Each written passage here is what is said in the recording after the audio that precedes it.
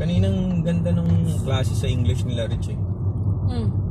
Ano, nandun ako, nung sinundo ko kasi nabutan ko pa yung klase. Galing nila.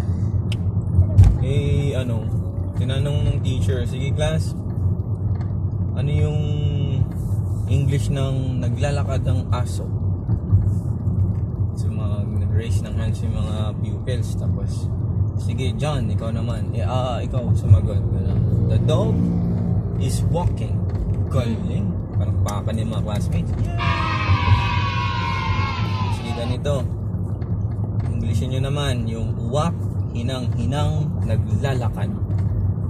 Hirap Grabe, naman. parang ang hirap. Walang nag-raise ng hands. Kasi ang hirap eh. Parang ang hirap naman nun. Si Rich, ang galing. Nag-raise ng hands si Rich. O sige Rich, ikaw nga. O siya, ma'am, kayang-kaya ko yan. Sige, sagutin mo. Magaling sa English yun eh. Oo.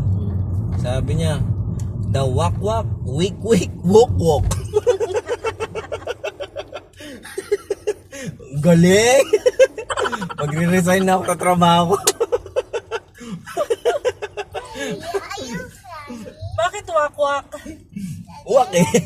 Walk-walk. Oh, hinang-hina, week-week.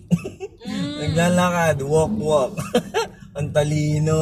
Pabilisin mo nga yun. Oh. The walk-walk, week-week, walk-walk.